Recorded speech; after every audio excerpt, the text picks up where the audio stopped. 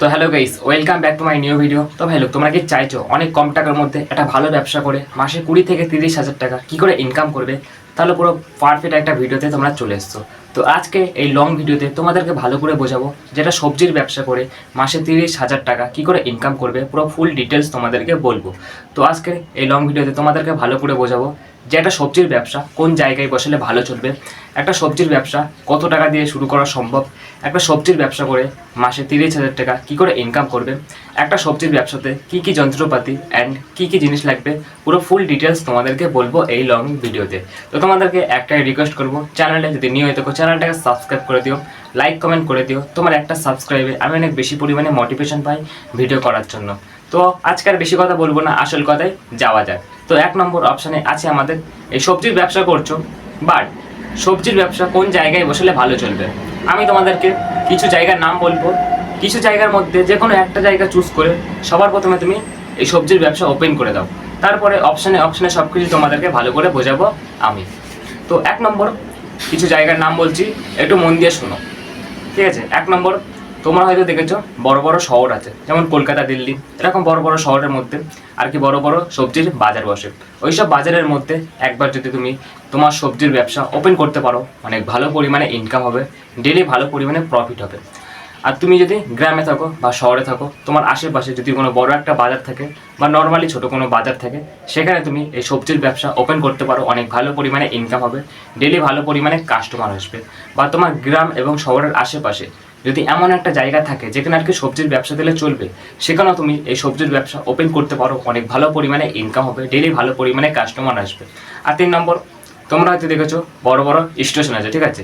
এরকম বড় একটা স্টেশন টার্গেট করে ওর মধ্যে বা ওর পাশে তুমি যদি একবার এই সবজির ব্যবসা ওপেন করতে পারো, অনেক ভালো পরিমাণে প্রফিট হবে, ডেলি ভালো পরিমাণে ক্যাশ টাকা ইনকাম হবে। আর লাস্ট অপশান, তুমি যদি ভাবছো এখন বর্তমানে দোকান ভাড়া করে দোকান ভাড়া করে কোনো ব্যবসা শুরু করার ইচ্ছা আছে, তাহলে দোকান ভাড়া করে কিন্তু এই সবজির ব্যবসা ওপেন করতে পারো, অনেক ভালো পরিমাণে ইনকাম হবে। এখন সবজি জিনিসটা অনেক বেশি পরিমাণে ডিমান্ডে চলছে, তাই তোমাদের জন্য ফুল ভিডিও নিয়ে চলে আসলাম। তো 1 নম্বর অপশান আমাদের কমপ্লিট হয়ে গেল। আমি তোমাদেরকে কিছু জায়গার নাম বললাম, কিছু জায়গার মধ্যে যে কোনো একটা জায়গা চুজ করে সবার প্রথমে সবজির ব্যবসা ওপেন করে দাও, ঠিক আছে? 2 নম্বর অপশানে আছে আমাদের সবজির ব্যবসা কত টাকা দিয়ে শুরু করা সম্ভব, সেটাই তোমাদেরকে এখন ভালো করে বোঝাবো। তুমি যদি ভাবছো এই সবজির ব্যবসা অনেক ছোটোভাবে চালু করবে, তাহলে তোমার লাগবে 10 থেকে 20 হাজার টাকা। আর তুমি যদি ভাবছো এই সবজির ব্যবসা আর কি মিডিয়াম খরচাতে চালু করার ইচ্ছা আছে, তাহলে তোমার লাগবে 30 থেকে 40 হাজার টাকা। আর তুমি যদি ভাবছো এই সবজির ব্যবসা আর কি অনেক বড়োভাবে চালু করার ইচ্ছা আছে, তাহলে তোমার লাগবে 50 থেকে 60 হাজার টাকা। পুরো ক্লিয়ার? তো সবজির ব্যবসা কত টাকা দিয়ে শুরু করবে সেটা বললাম, এবার সবজির ব্যবসা করে দিনে ও মাসে কত টাকা ইনকাম করা সম্ভব সেটাই তোমাদেরকে এখন ভালো করে বোঝাবো। তো তুমি যদি ভাবছো এই সবজির ব্যবসা আর কি অনেক ছোটোভাবে চালু করার ইচ্ছা আছে, তাহলে তোমার কমসে কম একদিনে ইনকাম হয়ে যাবে অনকে, আর দিনে যদি তোমার 1000 করে ইনকাম হয়, মাসে ইনকাম হয়ে যাচ্ছে 30 হাজার টাকা। আর তুমি যদি ভাবছো এই সবজির ব্যবসা আর কি মিডিয়াম খরচাতে চালু করার ইচ্ছা আছে, তাহলে তোমার কমসে কম একদিনে ইনকাম হয়ে যাবে 1500 টাকা। আর দিনে যদি তোমার 1500 করে ইনকাম হয়, মাসে ইনকাম হয়ে যাচ্ছে 45 হাজার টাকা। আর তুমি যদি ভাবছো এই সবজির ব্যবসা আর কি অনেক বড়োভাবে চালু করার ইচ্ছা আছে, তাহলে তোমার কমসে কম একদিনে ইনকাম হয়ে যাবে 2000 টাকা। আর দিনে তোমার 2000 করে ইনকাম হলে মাসে ইনকাম হয়ে যাচ্ছে 60 হাজার টাকা। পুরো ক্লিয়ার? তো এবার একটা জিনিস তোমাদেরকে ভালো করে বুঝতে হবে, মোস্ট ইম্পর্টেন্ট অপশান, সবজির ব্যবসা করছো কিন্তু সবজি কোন জায়গা থেকে কিনে এনে তারপরে বিক্রি করবে, তোমাদের মাথায় হয়তো প্রশ্নটা আসতে পারে। সেটাই তোমাদেরকে এখন ভালো করে বোঝাবো যে সবজি কোন জায়গা থেকে কিনে এনে বিক্রি করবে। আমি 4টে মতন অপশান বলবো, 4টে অপশানের মধ্যে যে কোনো একটা অপশান চুজ করে তুমি আর কি সবজি কিনতে পারো। 1 নম্বর, তোমরা হয়তো দেখেছো বড় বড় শহর আছে, যেমন কলকাতা, দিল্লি, এরকম বড় বড় শহরের মধ্যে বড় বড় সবজি ফলের বাজার বসে। ওইসব বাজারে চলে যাও ভোরবেলা 4টে থেকে 5টার মধ্যে, ওখান থেকে তুমি অনেক কম দামে সবজি পেয়ে যাবে বিভিন্ন ধরনের। ওখান থেকে তুমি অনেক কম দামে সবজি কিনে আনো আর নিজের ব্যবসাতে প্রচুর বেশি দামে বিক্রি করো। আর 2 নম্বর, তোমরা হয়তো দেখেছো গ্রামের মধ্যে অনেক অনেক কৃষক আছে যারা সবজির চাষ করে, তাদের কাছ থেকে তুমি অনেক কম দামে সবজি কিনতে পেয়ে যাবে। ওদের কাছ থেকে তুমি প্রচুর কম দামে সবজি কিনে আনো আর নিজের ব্যবসাতে প্রচুর বেশি দামে বিক্রি করো। এইটাই কিন্তু বিজনেসের রুলস। 3 নম্বর, তুমি নিজে সবজির চাষ করে নিজেই বিক্রি করতে পারো।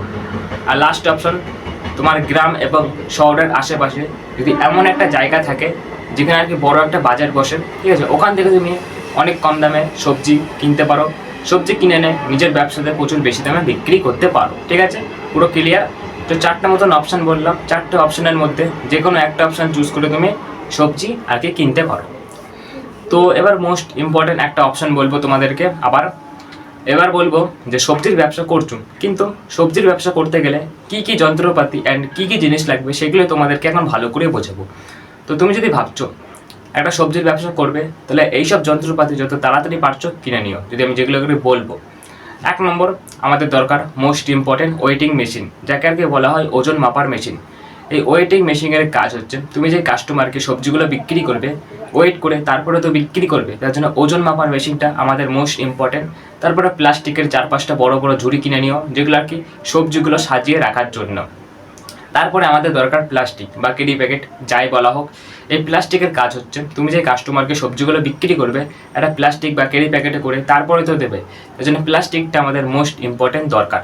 তারপরে ক্যালকুলেটর কিনে নিও, অনেক তাড়াতাড়ি হিসাব করার জন্য অনেক কাজে লাগবে।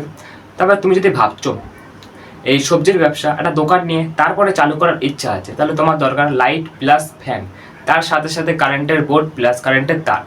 তারপর নেক্সট হচ্ছে ক্যাশ বক্স, যেটা আর কি টাকা রাখার জন্য অনেক কাজে লাগবে। আর লাস্ট অপশান ব্যানার। ব্যানারটা কিন্তু মোস্ট ইম্পর্টেন্ট একটা এক্সাম্পল দিচ্ছে।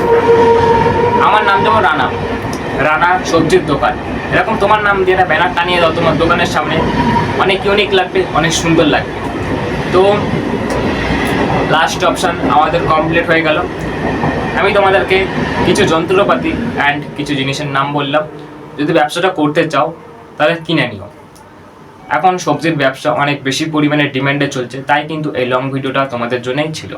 তো কিছু আইডিয়া দেবো এবার, আইডিয়াগুলো মোস্ট ইম্পর্টেন্ট, একটু শুনে যাও। 1 নম্বর, দোকানটা সবসময় পরিষ্কার রাখবে।